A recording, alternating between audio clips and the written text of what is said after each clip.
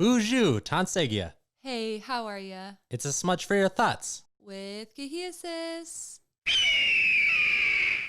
And Zosha.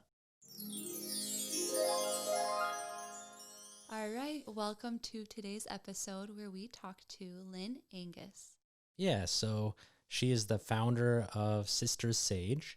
And on today's episode, we talked to her about how she started the company, what the company is, different entrepreneurs that she endorses. There's some good conversation in this, so you should have a blast listening to it. Yeah, we were really excited to talk to her. Yeah. All right. See you later.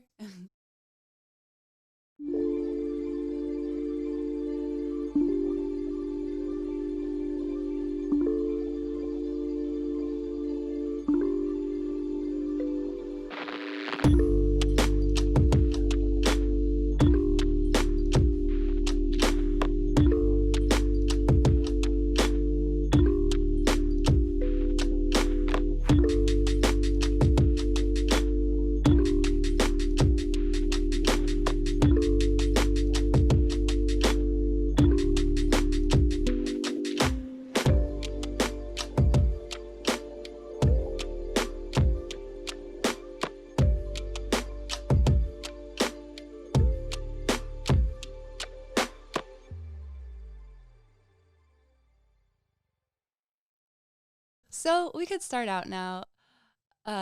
Lynn, how do you identify yourself, and what is your tribal affiliation or any other way, you identify yourself?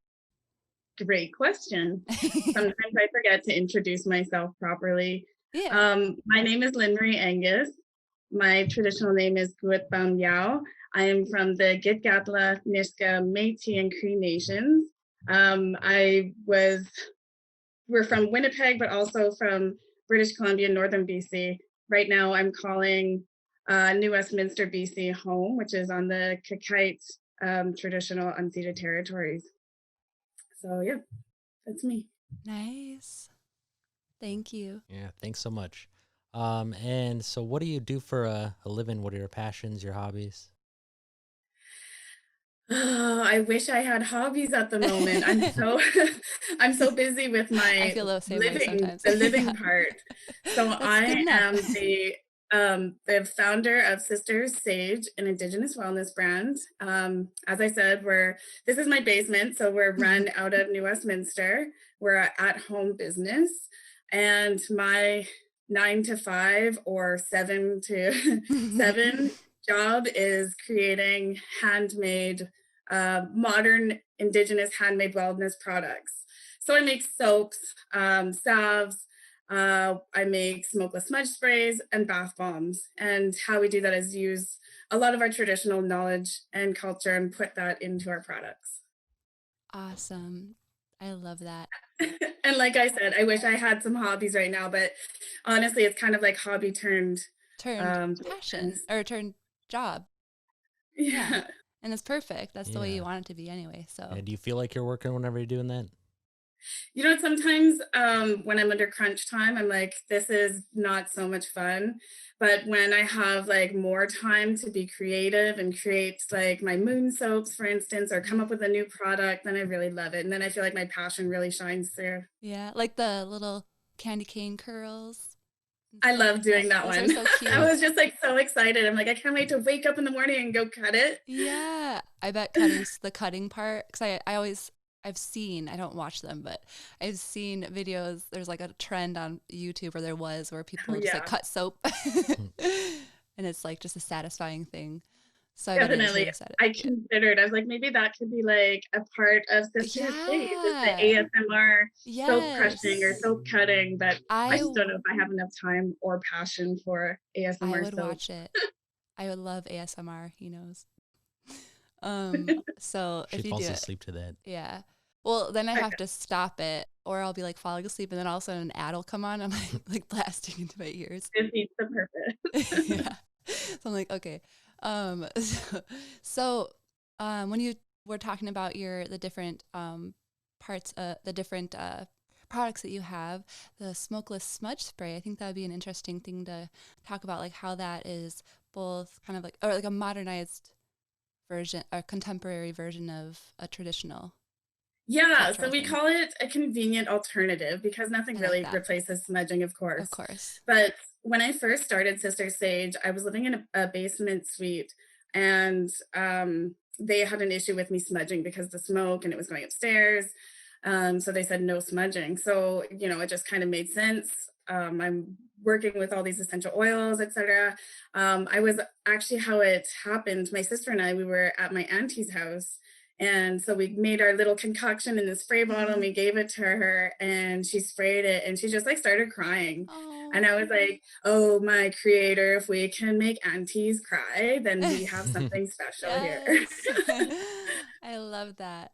Yeah. And I think it's right now it's like one of our top selling products. It's so good because you can use it, like I said, in basement suites or in apartments or healthcare, hospital, in offices, when you're traveling or if you have babies or allergies. So it's a really versatile product. Yeah, like you can be out in public and maybe you're like, I really wish I could smudge right now and just, you know, have a little bit of that. Or secretly smudge somebody. Secretly bless them. I like that. I like that a lot. So also, I guess we're kind of like working backwards, but so I don't know if we, on any of our podcast episodes that we've done so far, if we really explained smudging, even though it's in our name of our podcast, Smudge for Your Thoughts. But would you just kind of like talk about what the importance in your culture, which, you know, in a lot of Native cultures, what the importance of smudging is? Totally. So for Indigenous people across not just Turtle Island, well, yeah, all of Turtle Island, but all over the world, there's a lot of people have some sort of a smudge. Yeah. For us, what we use is usually 4 of our traditional medicines. So we have cedar, sage, sweetgrass, and tobacco leaf. And the idea is my teachings, and I'm not the authority on this by any means, but from my knowledge and what I want to share is that we would use different medicines for different things. Growing up on the Northwest coast, for instance, we had cedar, and cedar is very, you know, it's called the tree of life. Very important medicine for us. And, you know, Mom would use it definitely for grounding, for protection, and like to clear out the energies in your house. So that was one. So anyways, back to what smudging is. What you do is you take the medicines and you put them in whatever container you have. On the West Coast, we use abalone shell. So you put your medicines in there and you burn it, and often you would use like a matchstick. And this is my teaching also. It's Mom says use the matchstick because it's more connected with Mother Earth. And so you take the smoke from this burning medicine and you cleanse your spirit and you cleanse your person and your body and definitely your hair. And you can also cleanse your surroundings. And it's the times that I would smudge. You can smudge every day, anytime, but it's definitely like growing up, I had a bad dream. Mom would be like, let's smudge. Moved into a new place, we got to smudge it. Get a new car, smudge it. Had a nightmare, things like that. So smudging is just a very vital part of our culture and spirituality. That's pretty similar to ours. Yourself. Yeah, I was going to say using a match rather like not using a lighter. Something that he says too. And I've talked to other Indigenous people and they're like, oh, lighter doesn't really matter. Yeah, it depends. That it depends. You know what? Like, if you got a lighter, you're not the authority. Use the lighter. Yeah. So, but I was taught the same way. Don't use a lighter. Just use a match. Sometimes you run out of matches, though. Sometimes it's windy out. You gotta use a lighter. Sometimes you gotta do what you gotta do. Yeah. A convenient alternative, like you said. Yeah. So, I guess. Can you thank you for explaining that. Sorry. Thank you so much. Can you just go further into how you started Sister Sage and where it all began? Whatever you feel comfortable with sharing. Sure. This could be a really long story, but I'll give you like the podcast iteration of it. So I think just for years and years, I just wanted to like break away from what I was doing and do something on my own and be my own boss. Um, so, but more recently, I was working in high rise construction, and that was just, it was just not where I needed to be. It was really racist and sexist environment. It was really toxic.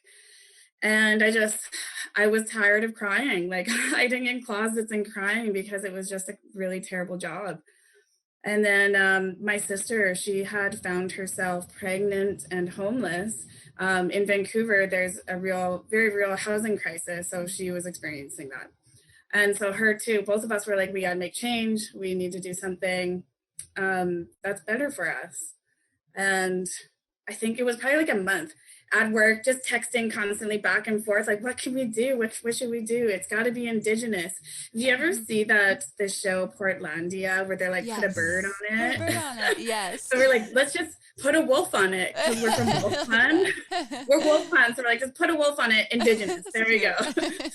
It's Indigenous. So yeah, so Melissa was she had purchased a bunch of bath bomb materials, so she had an interest in it, and I kind of just like piggybacked off that. I had an interest in soap, and then I went to it was called the Community Entrepreneur Program through UBC in Vancouver, and so I signed up for that program, and I think it was about 6 weeks long, finishing with a pitch. And this was my very first pitch. And going into the program, we weren't totally sure what we wanted to do, but the program really helped me to define what Sisters Sage was going to be. Mm-hmm. And so I gave the pitch, super scared. It was supposed to be 10 minutes. I think I took 20 minutes. Like that was probably like the biggest at that time, the biggest thing that I had done. It was so scary for me. But eventually I was comfortable and I explained what our vision was. And at the end of it, I was awarded $200. And this was July or August of 2018. So this was really the beginnings of Sister Sage. So we took that $200 and flipped it. We bought product and flipped it. And so we're a bootstrap business and we're just been constantly flipping. We don't have investment or anything like that. Yeah. Just building from the ground up.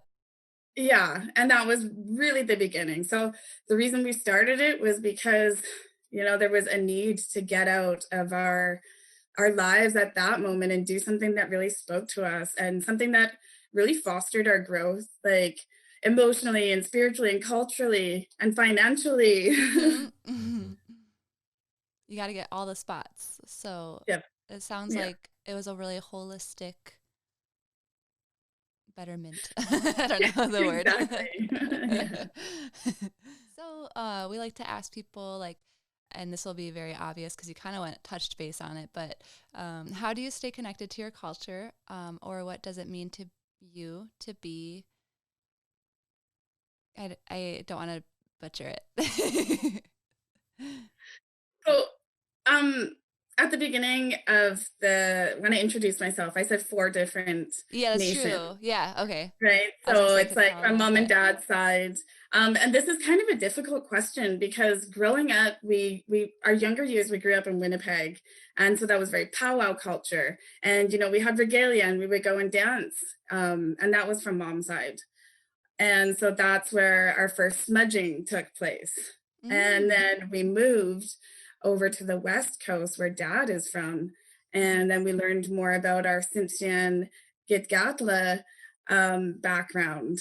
And so dad is from a tiny island in northern BC called Gitxaala. And I think it might even be called Dolphin Island.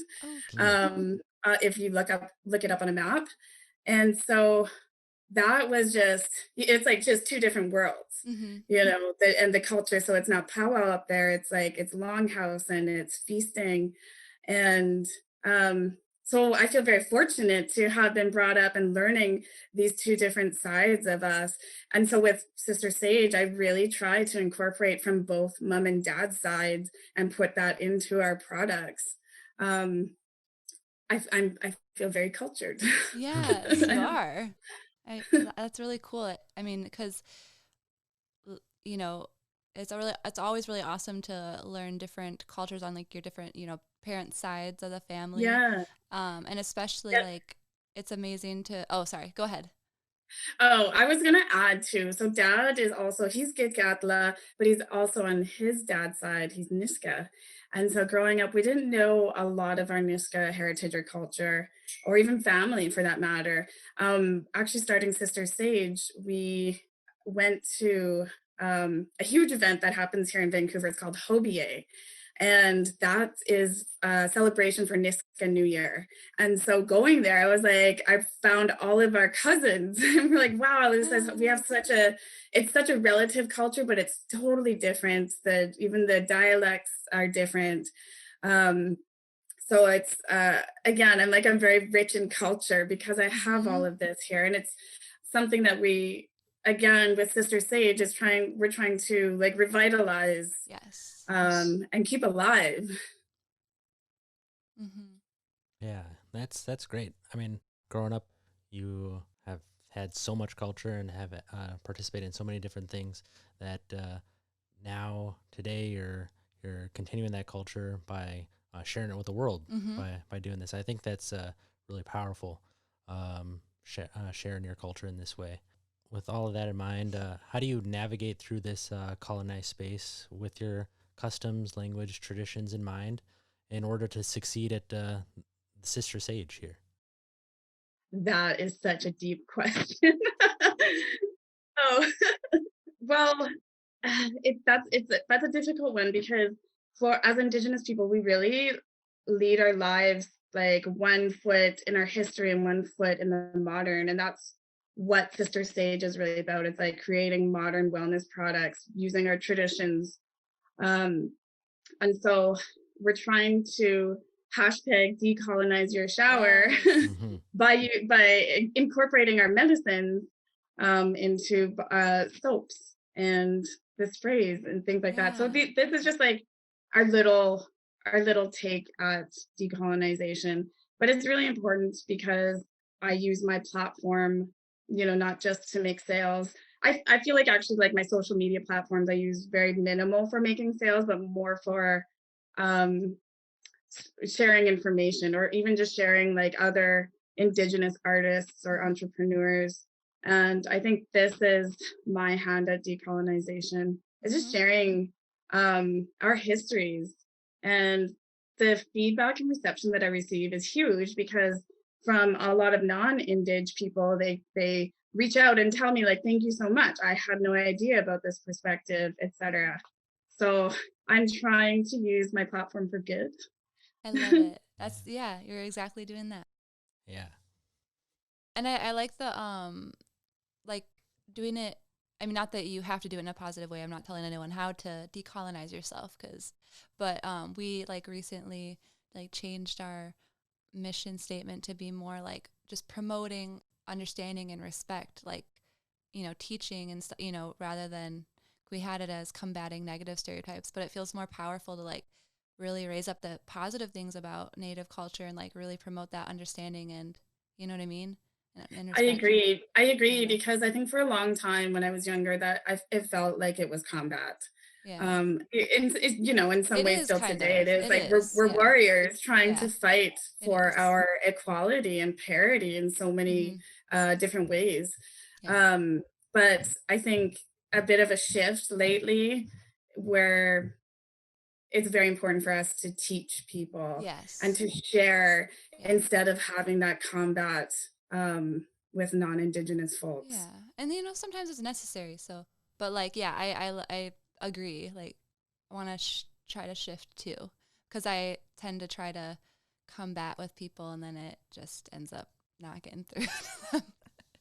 Some people are just, determined to hold on to their unconscious Yeah. biases and they don't want to change them. And it's a really hard fight to internalize that and try to change them. But sometimes you just let it go and you say, on to the next. I don't have this. I don't want to carry this burden and this heavy weight on my shoulders to do that. Yeah, I agree. I agree as well. Yeah. Anyway, go on to the next question. Well, actually, I want to, I mean, we kind of touched on your space here, but could we talk a little bit about your space? Like what's going on in the background? Yeah, that'd be there? cool. Yeah, for sure. So how do I soaps. start this? Well, this is my basement. There's like this room, which is where we create product. In the back over there is inventory / laundry. And then over there is more of an office space that is just, this is like our living quarters also. Yeah, so yeah. a lot of the work gets done here, but also it was becoming really small.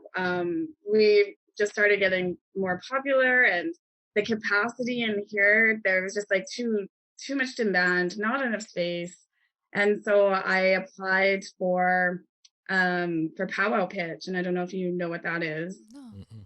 No. Okay, great. Awesome. So Pow Wow Pitch was started by this wonderful woman named Sunshine Kim Tenasco in Ottawa, I believe. And so she would go, I think she started about 5 years ago, and she would go to powwows and she would gather, and at powwows, a huge part of powwows is the entrepreneur and the vendors. That's like the heart of powwow. So she would go there and she would round up the entrepreneurs and get them on stage to pitch their business. And there would be like first, second, third place winner. And she did this for the last few years. And this year, because COVID, powwows are they're put on hold for a while. So what she did was she found sponsorship and she took it national. And I am so grateful and thankful that she had, because I applied. I sent my pitch in, I made semifinals, and then I made finals. And then I am now the first National Pow Wow Pitch winner. That's awesome. That's awesome. That really is. That's such a cool idea too. I like how, pitching your idea at the powwow and then it grows online, and it's awesome. It's so great. And this platform is really like a huge connection for all like entrepreneurs across Canada. It was a huge platform for everybody to get their businesses out there and share what they're doing.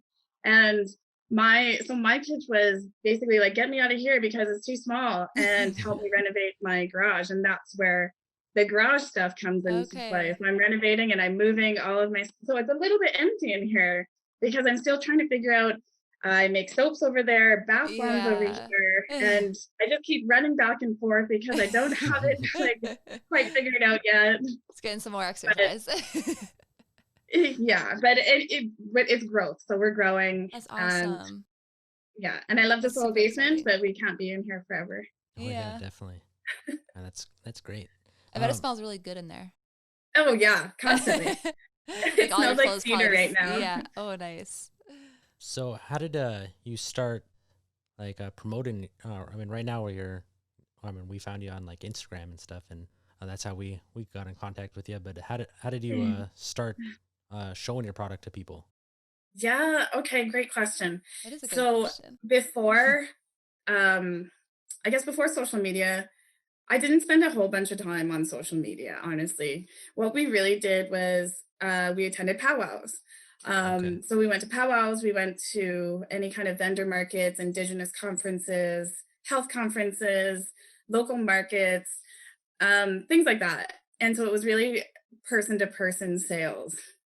As soon as COVID hit, that just came crashing down. And I was like having panic attacks. I'm like, oh no, what am I going to do? Because I had just left my job. And so at that moment, I was like, this needs to support my life. Like I got to pay my rent. I got to pay all these bills. What am I going to do? So I think I cried for like 2 weeks straight once COVID hit. And then I pulled out my big girl pants and I was like, hey, we got to do this. And I've really shifted to online sales and updating my social media regularly.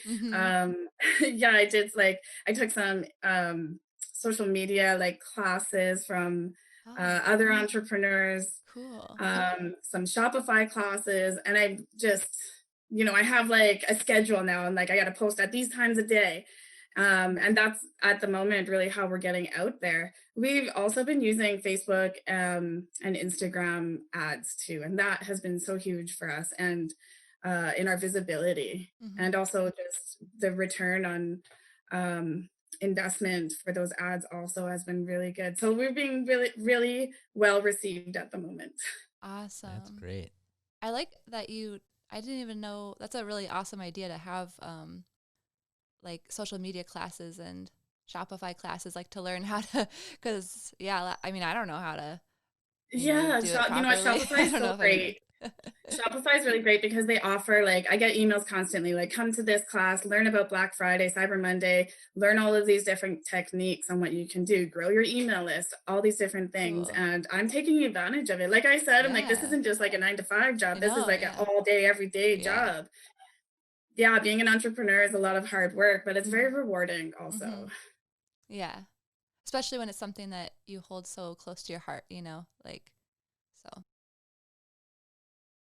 So, I guess we can go on to the next question. Okay. I guess we're on to our last question. Well, we could also talk more, but Okay. so what do you wish to let our audience know about your native, about your community, yours, and or what final thought do you want to leave Okay. everyone with? Yeah. Sure. I think I want to say that the mission of Sister Sage is really to inspire and motivate other Indigenous women and youth to really define their own financial futures through business.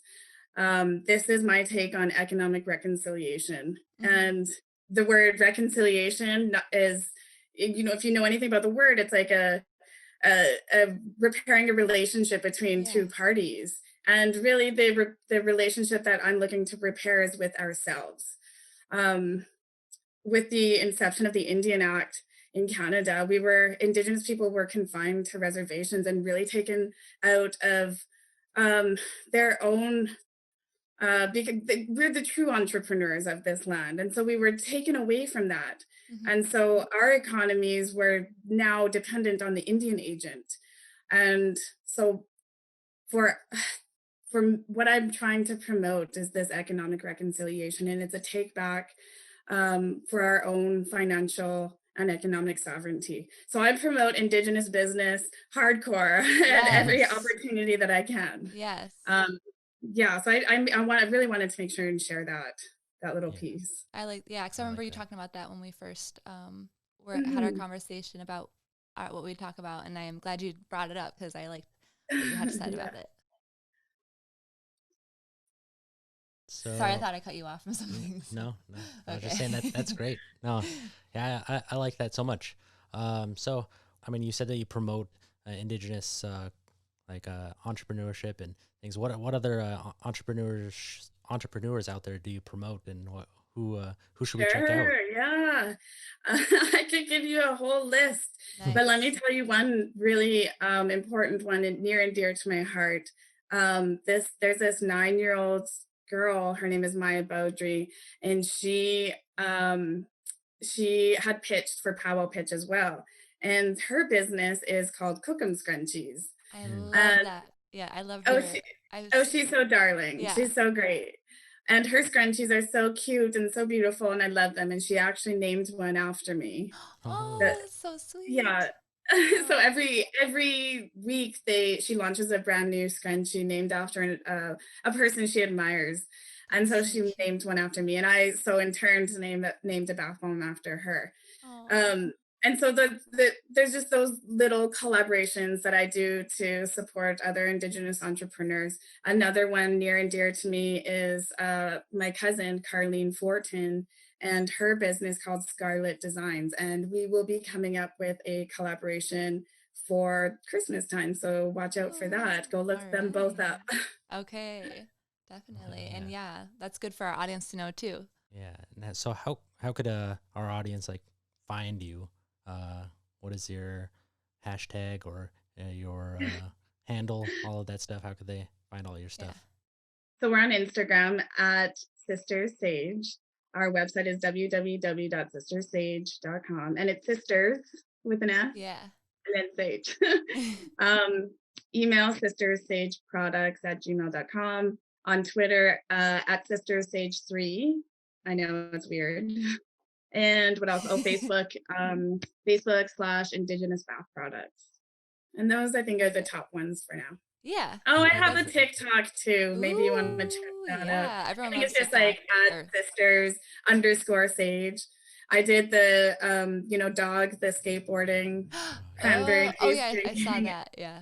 I like it. I did that one. You have to do that one. That's really going to be my claim to fame. Yes. I like it. You have to do it. We have to do it now. I'm just kidding. Yeah. Yes. I don't know if I'm going to jump on that bandwagon. Okay. Thank you so much for sharing. That was a great last word to, end on. And Good. I guess, yeah, thank you so much, everyone. Go check out Sister Sage. Go check out Cookum Scrunches and Scarlet Designs. Mm-hmm. Yes, and thank you so much for having me on the Of podcast. I'm gonna course. tell you, I was like, maybe I shouldn't say it. I'm like, this is the first podcast I've ever done, so I was a little bit nervous, Yay.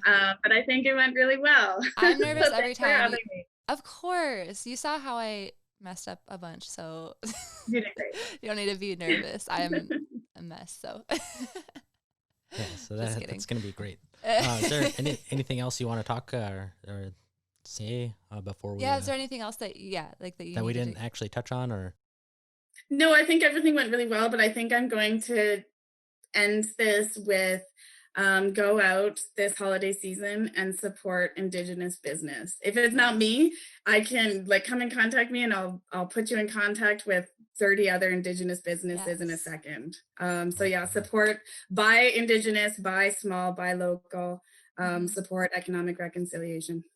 Yes, love it. Right. Love that a lot. Yeah, we're gonna buy Sister Sage stuff for our Christmas presents. Mm-hmm. Oh yay! Oh no! Oh wait, this